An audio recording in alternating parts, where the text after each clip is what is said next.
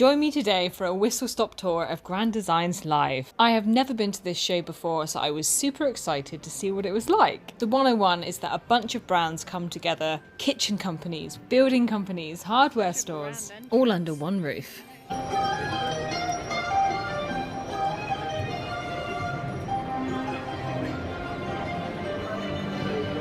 We started off in the press office and picked ourselves up some goodies.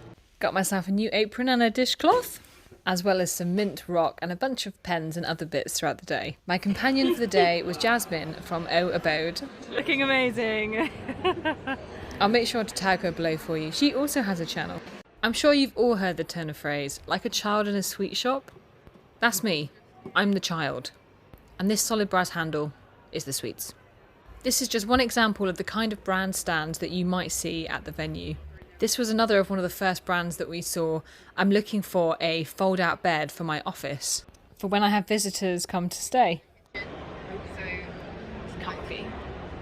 So this is probably the kind of sofa that I really should have bought. Let me show you. It's much smaller than what I ended up buying. What I have has really big arms that curl out, and even though the sofa that I do have is quite small, it needed to be something much smaller, this sort of size. I couldn't possibly leave you hanging trying to remember what my sofa looks like, so here's a quick shot. There it is, and I'm sure we'll all agree it's an absolute stunner, but it is just a little bit too big. That other one that I showed you is smaller than this. It needs to fit comfortably in between this fireplace surround and the hallway, and it's just, I mean, it's okay. Looking at it through the camera screen, it actually looks fine. But the other one would have been more suitable. My living room is so small because it's a cottage that when I put that sofa in there, it's just drowned out the entire room. So next time I'd probably buy something a bit closer to this size. This is the current colour of my sofa. My next stop was the kitchen. I found a store with a bunch of different boiling taps. And they all have this mechanism where you push the button in and then turn it. It's a safety mechanism to stop it accidentally being turned on, accidentally being left on, or to stop young children or vulnerable people from using it and burning themselves. So I actually have a boiling tap. I must stress it's not from this particular brand that I saw at the show. And the little spring inside of the tap actually broke, which means when I press the button down and turn it on, the hot water just stays on. And I just haven't got around to fixing it. But honestly, I kind of find it convenient. It means I can turn around and do something else whilst this pot is filling up. And I'm certainly not suggesting you should do this on yours. A safety mechanism is obviously there for a reason. But I thought it would be interesting to share that that's how this mechanism works, with a spring inside of the tap. I also thought you might be interested to learn about the costs of running a boiling tap. So I've actually looked at both of these sources of information before when I was looking to buy one, trying to see how much it would compare to each other. The costs are roughly the same if you're boiling about 1.7 litres per day. So that could be if you're boiling the kettle for a cup of tea or coffee, or I like to pour my boiling water directly into my pans before I cook.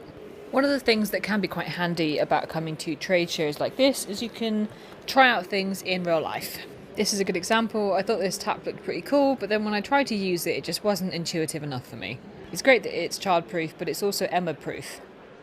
This particular event is held in the Excel Centre in London, which is basically this absolutely huge room that feels like a massive warehouse. I've been here a number of times in previous years for previous jobs that I used to do. I used to work for the Ministry of Defence, so I would walk through here and see tanks and radios and laser rangefinders and military boots. All sorts of weird and wonderful things. And now it's filled with garden furniture. Me and Jasmine spent a fair bit of time with this brand. Their outdoor stuff was absolutely gorgeous. And I'm just looking on with complete longing because none of this would ever fit in my tiny cottage garden. I thought this was super clever. This is a seat that once you're sat on it, it doesn't rock back because it's using you as a counterweight. Oh, see? Do it again.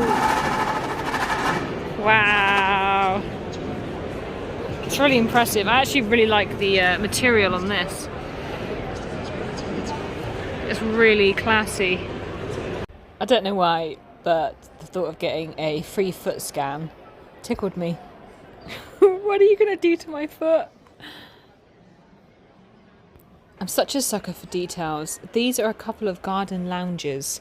And to be able to keep the cushions in place, they've popped the material through this piece of metal and used a piece of wood to wedge it in place. It's so smart, such intuitive design. If my garden was bigger, this is probably the first thing I'd pick up. Look how nice that is. And this is the brand. I'll see if I can tag them. I don't know if they're on YouTube, but let me try. Let's get a volunteer to test this out. It's looking amazing. This was another brand that I thought was pretty cool. It has these self-watering planting trays on legs. I don't think they call them planting trays on legs, but that's my best description. I'm pretty sure he told us that if you water it, you don't have to water it for another 2 to 3 weeks. Veggie-pod. From memory, they were founded in Australia and now looking to be a bit more present in the UK market. I wonder if this would be a great way to stop the slugs. After this, I went to quickly say hello to a friend of mine. Hello! I've bumped into Craig and Craig is here with Bespoke Fireplaces. What are you doing here with Bespoke Fireplaces? Well, basically I'm the brand ambassador, so we've worked with them for about 3 or 4 years creating their online content, and they've asked me would I come down and help them on this show. This is the first exhibition they've ever done, so it's cool. It's a very big stand. You've got about 40 different displays around, from real small ones like this to corner fitted ones. They've got about 22 different types of stone, which is really cool. So got designs for any kind of budget, any kind of style. That's amazing. I've just taken part in their competition, so keep your fingers crossed for me that I win. We're doing the draw live 4 o'clock on Facebook, so if you're watching, tune in and we'll see if you're the winner. I'm the one who's pulling it out. No pressure now, is there? Oh, you guys like cutting the ribbon? Yeah, cut the ribbon. Alright. Bye. Me and Jasmine then popped along to get ourselves a delicious afternoon tea at the Wick stand. It's the King's coronation this weekend, and that was the theme of today's afternoon tea.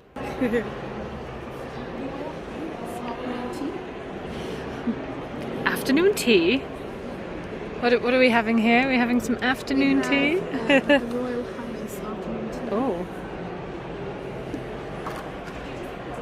A Royal Highness afternoon tea. Since there's no rest for the wicked, both me and Jasmine use this opportunity to catch up on a little bit of work. But doing work is always made a little bit easier by finger sandwiches with scones and cream. And I'm sure you're wondering, I'm a jam on first. Jam, then cream. It just makes sense. There was a whole bunch of very familiar names at this event, but one of the main reasons that I went was to meet new companies. It's hard to find brands that you like and trust, so part of going to an event like this for me is so that you don't have to. Unless you want to. It was fun. Me and Jasmine passed by these full-body chair massagers and had what can only be described as an out-of-body experience. I was supposed to be relaxing, and then Jasmine caught me filming. There were many giggles. I feel changed. I then did a little photo shoot with the Grand Designs display, which went from silly to sillier to absolutely mortified when I thought I'd knocked it over. So there's your whistle-stop tour of Grand Designs live. And if you've enjoyed this episode, don't forget to subscribe. Bye. Bye.